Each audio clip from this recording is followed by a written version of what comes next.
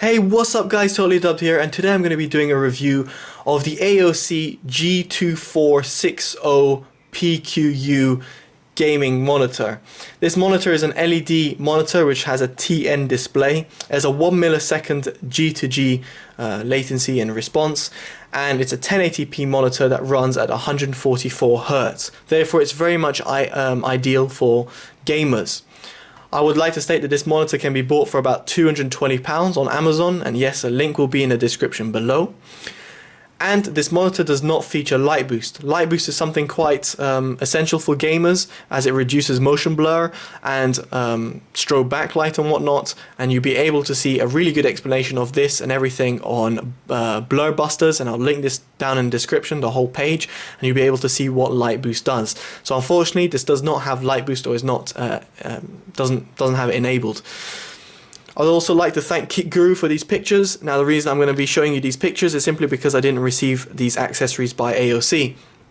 It doesn't really matter because I was not going to really use them that much, but it's just worth noting what's inside the package. In the package you're going to get a plug, which I got an EU plug, which is incorrect, but you should get a UK plug if you're in the UK, or US plug if you're in the US.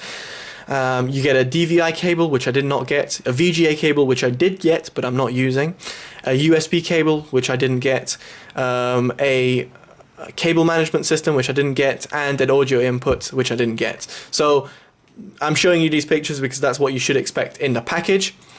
I'd also like to show you some pictures again from KitGuru, simply because it's pointless me trying to move around the monitor and show you all these inputs and whatnot when they can be easily conveyed via some pictures, and a high-res picture, so I might as well take them from KitGuru and show you them from there. On the side, on the right-hand side of the monitor, you've got two USB inputs, which are very accessible. The top one has a little lightning sign on it, which allows you to fast charge mobile devices.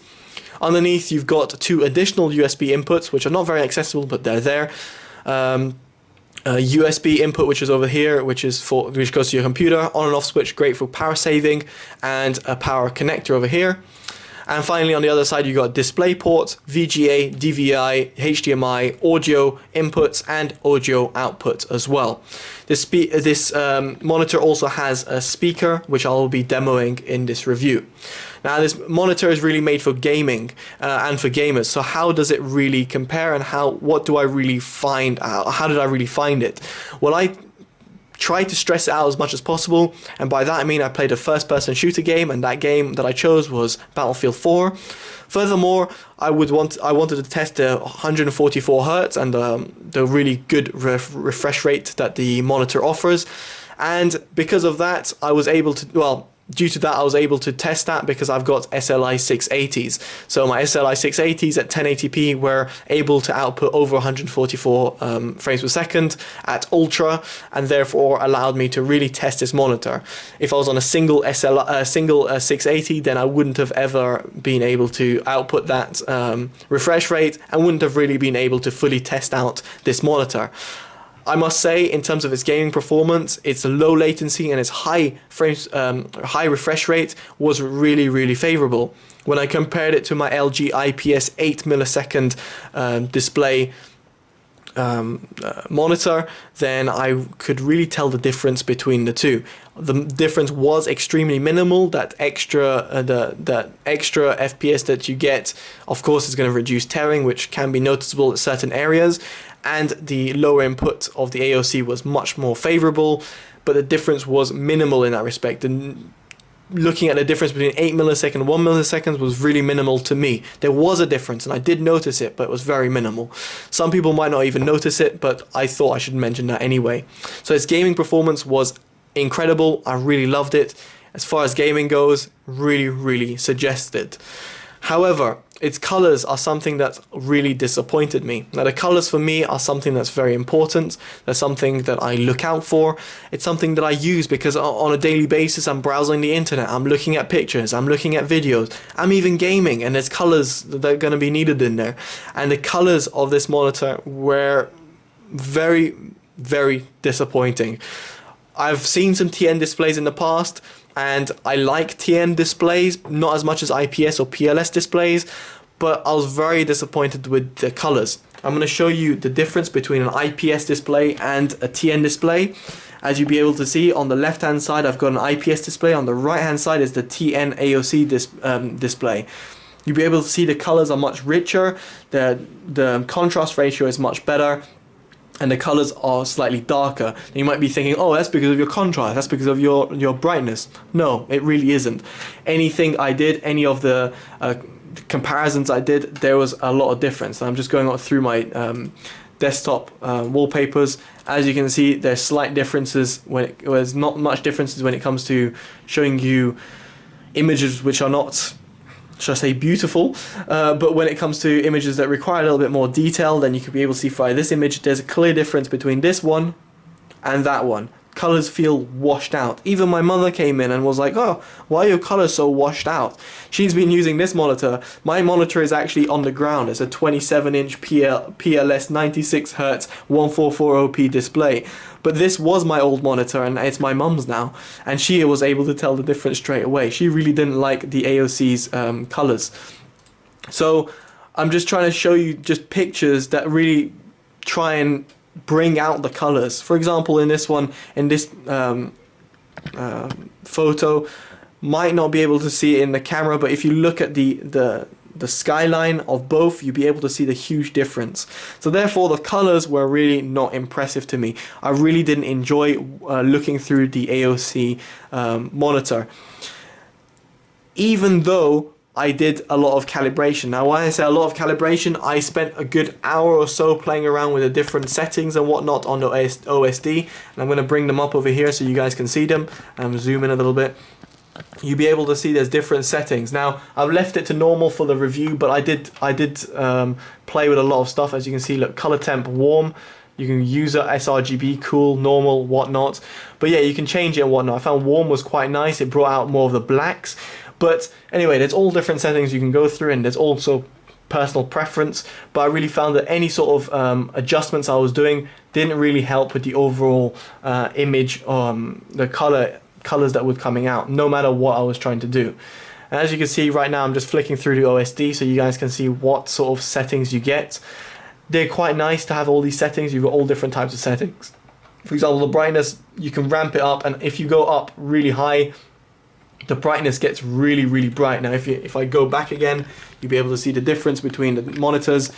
It is very, very bright. This monitor gets very bright. Now it's way too bright for me, that's why I have it so low down, and that is one of its good points, that it can go really bright if you require it to do so, and it can go really dark if you want it to. So the LG, on the other hand, didn't go as bright, and it's just something I should note, and something that you should note as well if you want a bright monitor. But of course, when you're going to ramp up the brightness, it's going to screw up the look of your monitor, and therefore when I was going higher, for example 100% or over 50%, it was really screwing with the colors of my monitor. So I'll just put it back to 50 just for the sake of it. Now I'm going to show you its sound. Now I'm going to go out via HDMI where my Xbox 360 is connected, and it's playing some FIFA 13 music. And there you go, the sound is playing now, and I just want to confirm with you guys that the sound is on 100%. Let me just, there you go, 100% sound. So you'll be able to hear the sound right now, and it's not very impressive, that's what I'm trying to say. So yeah, the sound unfortunately was quite disappointing, and even my smartphone, which I'm going to show you right here, felt to me that had better sound. Now this is really bad of a comparison, but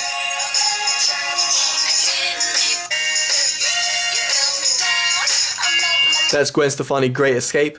But I felt that my smartphone had better sound than this monitor, and heck, if I put a little speaker like this, then the sound became absolutely insanely different. The AOC Monitor speakers are horrendous and really, really bad. I really don't know why anyone would use them, or why AOC put such crap speakers in this monitor. I don't personally use speakers on my monitor, but I can see people that might.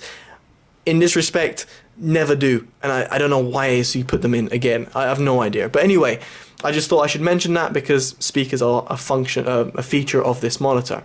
Anyway guys, the pros and cons and my thoughts about this monitor. The pros: low latency, high refresh rate, 1080p display, Great stand, great functionalities, great sets of inputs and outputs, for example the USB outputs and whatnot that you can put in, and the HDMI DisplayPort, DVI, VGA is really good, and the stand is very solid. It's not going to be budging or moving anywhere else. The cons, on the other hand, the colors are really bad. I really did not like them. I just felt that they were quite disappointing. It's horrible speakers, and on a little final small note that I should make is the little buttons over here are quite hard to press and very small, so it's not very easy to switch between displays or choose those OSD displays. It feels like I really have to press hard. On my LG they're pretty much as small, but they're very much looser and much easier to press, and therefore you don't have to worry about it. But each time I had to press through those inputs,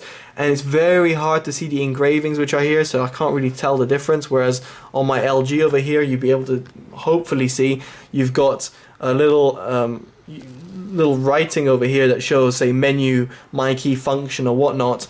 On the AOC, on the other hand, you can't really see it. It's over here, so you're kind of guessing as to where it is. So it's a little minor point, but something I should note. So overall, this display is a little hit and miss for me. It's great for gaming and solely gaming, but even though when I was gaming, I was noticing the colors that were really kind of washed out or not very good at, not very good. The contrast ratio, for example, is something that I really noticed and something that I was really disappointed in. So overall, it's a hit and miss, as I said. It's something that I would really love to use for gaming, but that said, I would also hate to use for gaming or just general PC usage because of its horrible colors. I think that AOC could have done better in this respect, and they should have done better for a monitor that's, you know, prestigious in that respect and has a lot of potential. If the colors were just slightly better, then it would have made it an easy recommendation for me. I would have given it probably 8 or 9 out of 10 because of its price.